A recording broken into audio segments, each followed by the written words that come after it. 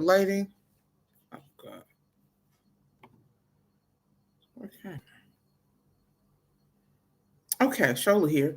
And I'm about to have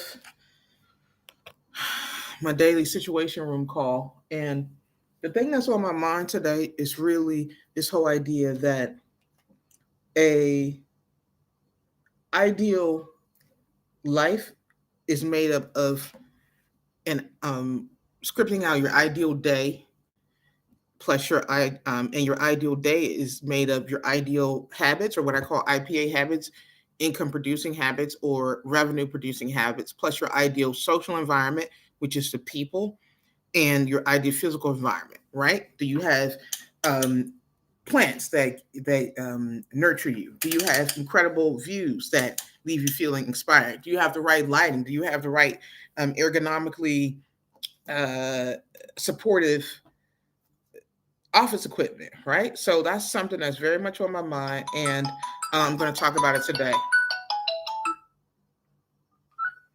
Hello. Hi, Shola. Good morning. How are you today? I'm doing well. Good morning. What did you do from your PM till today? How's it going? Going really well. I started today um, getting some clarity on my uh, target KPI in terms of number of video views, a number of new newsletter subscribers, and just thinking really clearly about like what happens after people subscribe, which is ultimately becoming front end customers and back end customers. So that was good. I spent about 5 minutes this morning. Also, reached out to some people, so I have that done. And then the last thing is I got some incredible reading done, and I'm really leaning into um, all the best practices that I've pulled from Martel's book, um, Buy Back Your Time. One thing that I have been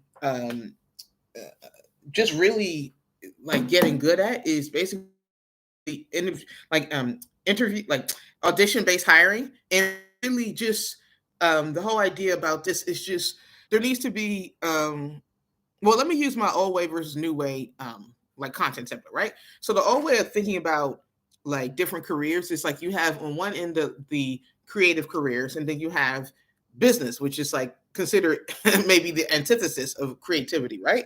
But what I'm really finding out is that there's too much similarity between performing at the highest levels as an entertainer and that or an artist and a business person. They're both paid based on performance, right? And so as a result, nobody hires a brilliant saxophonist or violinist based upon their resume, right? Like you put them to work and see what they can do.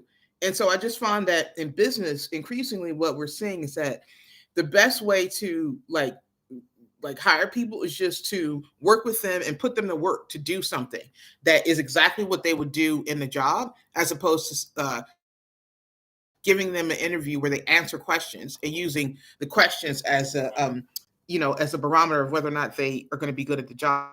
So I'm saying all this to say that I've been working with clients to use better performance based hiring, and I've been doing it more myself for within the business, and I just think it's a good way to think about this. And I would go so far as to say that increasingly what I want to do is just start looking at parallels in um, the creative fields and in sports and pulling them over to business, just because I feel that both are like performance based, right? Like it's a very performance based sports, performance based. Um, singing, acting, whatever, being a musician, performance based. Well, the same thing with business. Like if you want to get good, you are going to be judged by your performance. So I just want to continue to use that kind of as a framework. In terms of what I committed to yesterday, I uploaded several videos, so they're going to be going out. And the other thing is that I also spent about 20 minutes thinking through how I want to spend the rest of my time here. So overall, it was a really good 24 hours. Mm-hmm. Perfect. Yeah. What did you got out of your reading today? Was this reflection of performers and workers in business coming from there? Yeah, definitely. The performance based hiring The other thing that I've been deploying in my own business and also working with clients is this whole idea of having a templatized agenda is really important. And one of the things that has been providing a lot of value for my different clients is giving them some accountability and structure on how to actually run a really good a meeting. And the tip to that is that there are like three common elements, and to use a checklist or else you'll forget it. So the first common element is just to um, define what the number one priority is for that particular period, example, the week, right? So the way you do that is you look at your project management tool and you sort by priority level and you sort all your projects on the table by priority level and date, right?